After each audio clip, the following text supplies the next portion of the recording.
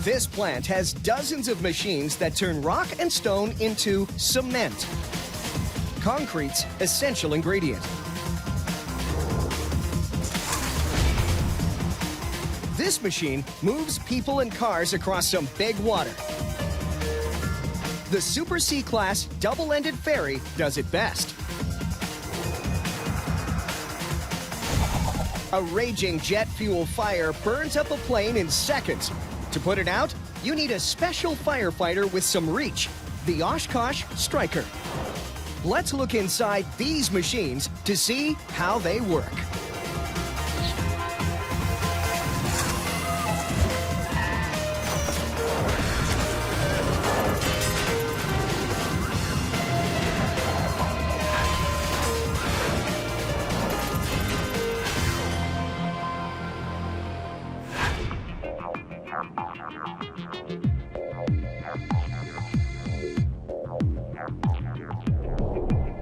This is the St. Mary's cement plant on the Canadian shores of Lake Ontario. Cement is the essential ingredient in concrete. Concrete is basically sand and gravel. Cement is the glue that holds it all together. And plants like this one have to be able to make a lot of it, because we need a lot of it. The world uses about 3 billion tons of it every year. The recipe? Crush piano-sized rocks, blast dust through man-made tornadoes, and cook it into a molten lava. All to make a material that's built the world we know.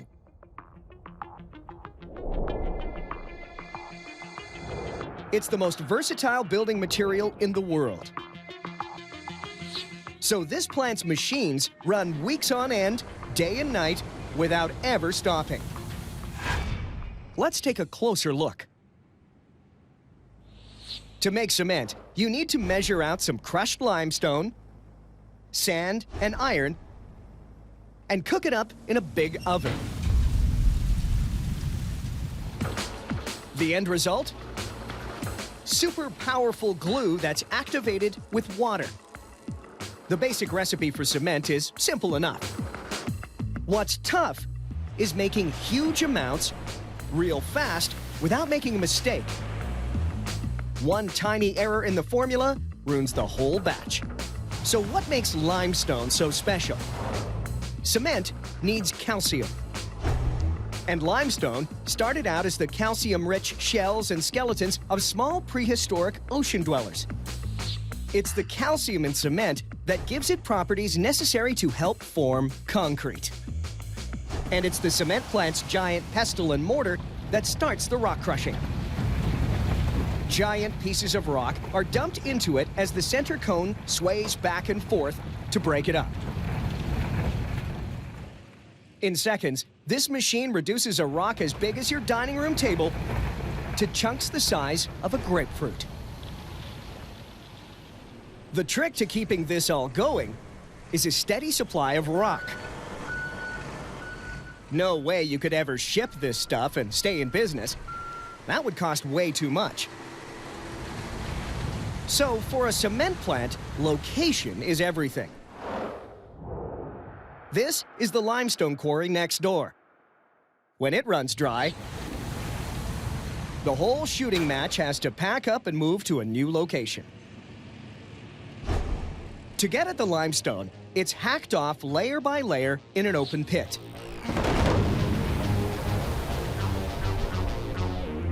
Explosives are packed into precision-drilled holes along the mine's leading edge. The charges are set off like dominoes, all of them detonating in less than a second. One blast frees up 50,000 tons, which will keep this crusher fed for up to 5 days. The chunks fall from the primary crusher onto a conveyor belt for further refinement. But the rock still has to go through 2 more crushers before it's reduced to a dust so fine that it could pass through your home coffee filter. Next step, the rocks are delivered to the hammer crusher. And it beats them into golf ball-sized chunks. Now, add iron and sand. The mix has to be perfect, so machines monitor it every second. They can adjust the mix on the fly or send warnings to a control room. Now, it's time for the final crusher. And it's a big one, more than 5 stories tall. The mixed rock is driven under 50-ton wheels that do the crushing. If the amount of rock gets too low, sensors tell the conveyors to pick up speed. A huge vacuum sucks up dust from the crusher and sends it to these hoppers. From there, the dust is screened for impurities and stored in one of the world's largest silos. Mix water with what's in here, and all you'll get is gray muck. This stuff is still just rock dust. To become cement, it has to be superheated, then mixed with more ingredients, on its way to becoming the ultimate construction glue. Heat is the critical catalyst in setting off a chemical chain reaction that turns the raw mix into the real thing. The stuff that hardens when mixed with water. For that to happen, you need to get the carbon dioxide out of the stone. And the best way to do it is to get things real hot, all the way to 1600 degrees Celsius. That's hotter than the core of an erupting volcano. It starts in this preheating tower. Heat from gas burners rises up through interconnected cones. Each one is 7 meters in diameter and 15 meters tall. The limestone powder swirls down through the rising heat, moving from one cone to the next, heating up as it goes. 5 cones later, it hits 900 degrees Celsius. And that's the magic number. At this temperature, it creates new bonds and frees carbon dioxide stored in the limestone. Next, you need to bond the dust back together by melting it in this kiln. At one end, a giant flamethrower that slides between 2 blast-proof doors. Fuel blows down its length and explodes into flames 10 meters long. Hundreds of air compressors stoke the fire with blasts of oxygen. Advanced thermal imaging cameras keep constant watch. Temperatures have to be kept steady to make sure the product is consistent. And that's just one of the problems maintaining a blaze this powerful in a kiln this big. You also got to stop it from clogging, twisting out of shape, or developing dangerous hotspots that could shut the whole thing down. To prevent backups, the kiln never stops turning. That action keeps the mix tumbling like clothes in your dryer. And since it's designed with a downward slope, each rotation carries the mix a bit further. The twisting force is strongest near the motor and loses torque further out. So these support tires have a flexible inner ring that allows the outer section of the kiln to slip, making up for any lag in rotation and keeping everything turning together. The rings relieve pressure that builds up from the high torque twisting. Without them, the kiln would tear itself apart. By the time the mix reaches the other end, it's a scorching 1500 degrees Celsius. Machine-made lava. So the kiln has to be lined with ceramic blocks. Hundreds of thousands of them. They're tapered, so when you stack them together, they form a circle, supporting each other like an arch. Even with the blocks, the outside of the kiln can get dangerously hot. So technicians use infrared cameras to locate trouble. Problem spots get immediately blasted with cool air from massive fans. Even then, the heat and friction take their toll, and eventually turn blocks from this into this. When that happens, the kiln is shut down. It takes a full week for it to cool enough for maintenance crews to do the repairs. The bricks last for about 12 months each, giving the kiln enough time to make about 2 million tons of this material. It's called clinker, and it's what you get from all that cooking. Basically, dust that's been partially melted back into rock. The clinker is cooled on vibrating grates in a building connected to the kiln. The material is then picked up by a conveyor and sent on its way to be mixed with the final ingredient, gypsum. It slows the chemical reaction that begins the moment you add water to cement. Both gypsum and clinker are put on precision-controlled conveyors. 95% clinker, 5% gypsum, and fed straight into a rollerball mill. Inside, steel balls pound everything into microscopic dust.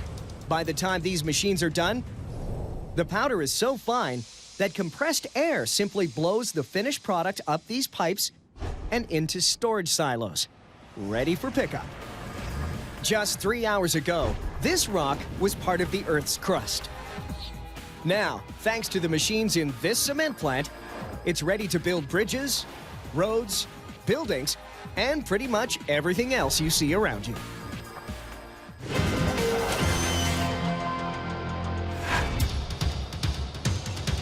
This is a Super C-Class ferry, a vital transportation cog working the coast of British Columbia, Canada.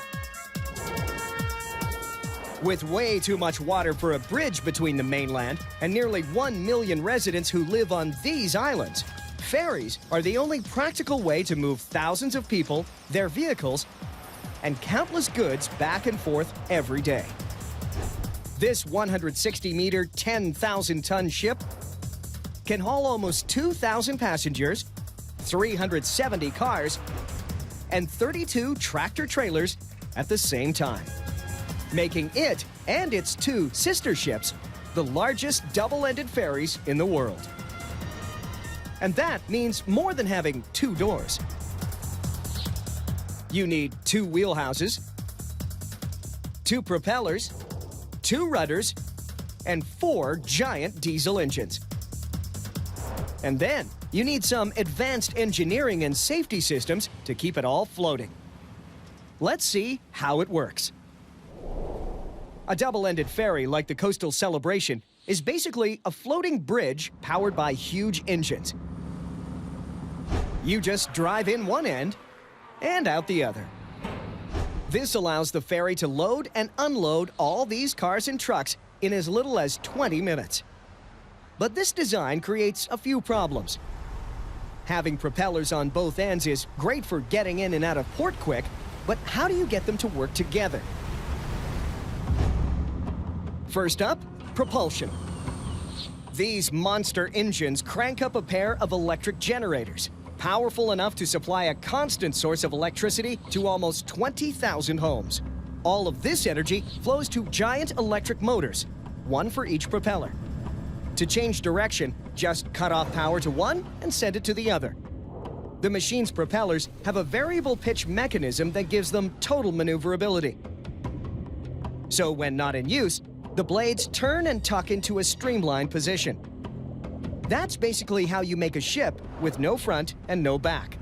But the Super C ferries are so big and powerful, they need special engineering to make sure the parts can stand up to the pressure. Each motor spins the propellers with over 21,000 horsepower. That's the equivalent of 600 standard outboard motors, made all the more efficient by a flex cam system that adjusts each of the engine's pistons hundreds of times every minute. All that power puts a lot of strain on the shafts that connect the motors to the propellers. So special oil-filled rings support the shafts and prevent warping or twisting from all that torque. One of the ship's enormous propellers is spinning on the other side of this steel wall, and it's got problems of its own to deal with. One of the biggest is a destructive form of erosion unique to marine vessels. Props this big create lots of bubbles and incredible amounts of water pressure. That's great for thrust and propulsion, but the action is also strong enough to compress air bubbles so much that they superheat and explode. It's a phenomenon called cavitation, and it would chew through the blades if they weren't made from a specially designed alloy that ensures long-term durability. The Super C's designers put a lot of thought into safeguarding mechanical parts on these ships. But what about the passengers? Fire is always a huge concern for ships at sea. Select crew are trained as firefighters, and each ferry has its own team. But if fire breaks out on a ship, you have very little time to stop it before it gets out of control. So in keeping with all the other bells and whistles on this machine, they installed a unique fire protection technology that knocks out blazes before they can spread. Their system combines the suppressing strength of water with a knockout punch of anti-fire gases without risk to passengers or crew. The Super C-Class ferries use a high fog system that can put out just about anything in under 5 seconds. And it does it with 90% less water than a traditional sprinkler system. Nozzles are placed throughout the ship in key areas. Water is pressurized in this tank, then blasted through the nozzles that atomize it. The resulting mist blankets a large area, while pressure forces the fog down to the heart of the blaze. The key to its success is reducing the temperature of the fire and knocking it out as quickly as possible. The system can be activated by temperature gauges, smoke alarms, or manually. There's plenty of other things to keep a crew occupied out here, like other boats. When you're this big, you sure don't want to hit them or knock them over with a big wake. So the hull is designed with wakeless technology. The wide top section floats on a narrow underwater section, perfect for cutting through the water. And even when cruising at 25 knots, it produces almost no wake. Up on the bridge, a state-of-the-art navigation system helps captains counter tides and currents, see through thick fogs, and make sure the ship arrives on time. They also have an autopilot system that's guided by GPS to help locate other ships. And when they're cutting through narrow channels between islands, there's a lot on the line. One wrong move in these busy waters, and the ferry could run aground. So one lucky crew member stands by, ready to drop the machine's giant emergency brake, the anchor. If the engine fails, it's dropped immediately, bringing everything to a quick stop. But what if things do go really wrong and the ship has to be evacuated? Where are all the lifeboats? They're safe, sound, and out of sight. These lifesavers are inflatable. In the unlikely event of an emergency, slides blast out the side of the ship and passengers take a 5-story ride. Massive self-inflating lifeboats wait at the end of the slide. Designed specifically for ferries, it's the fastest evacuation system ever made. And it leaves passengers free to enjoy their crossing and the view from high above the water, while saving a multi-billion-dollar expense of having to build a bridge over 40 kilometers of ocean. Besides, who wants to drive over a static bridge when you can slide onto a moving one that does the work for you?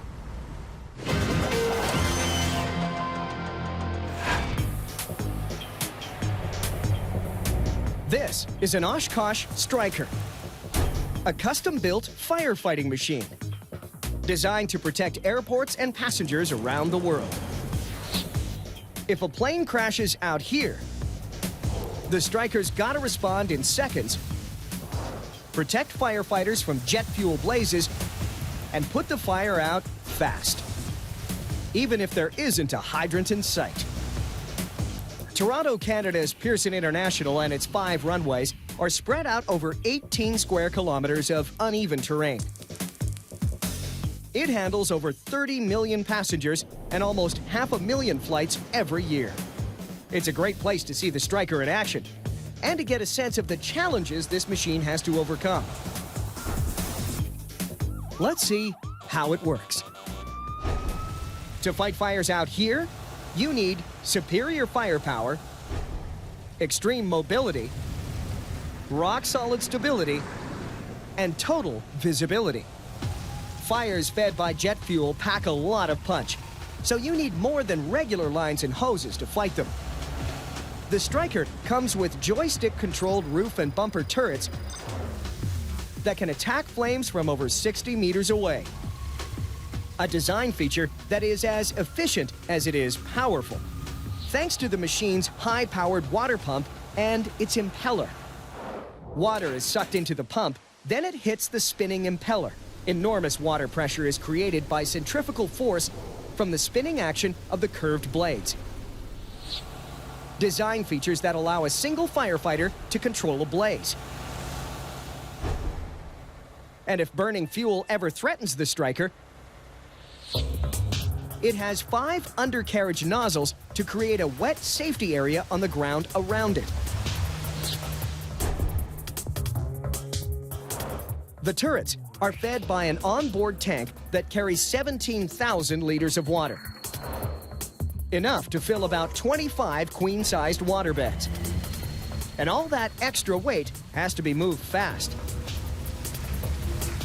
Jet fuel fires can rage at over 1,000 degrees Celsius, so they can burn through a fuselage in minutes.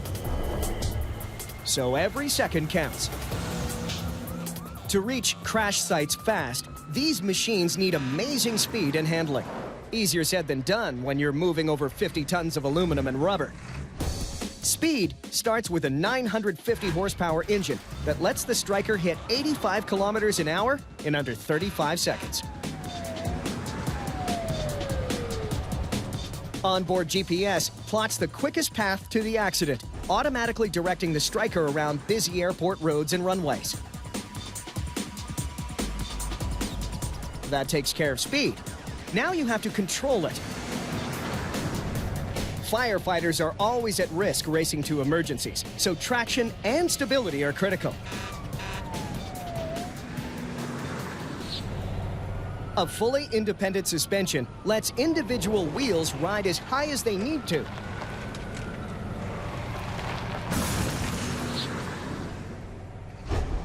All-wheel turning helps the operator with precision. The Striker can also deflate its tires to increase traction if it has to go off-road. And big clearances mean it won't get hung up on the way. A massive wraparound cab that comes with 80 square feet of glass and total panoramic views ensure drivers never get blindsided. Hand lines also allow firefighters to get out and attack the blaze from different angles. With tools like these, the Striker can put out almost anything in record time. And it needs to. When a plane goes down, the passengers and crew have only a few moments to escape. Fortunately, with the Oshkosh Striker on the scene, they've got a fighting chance.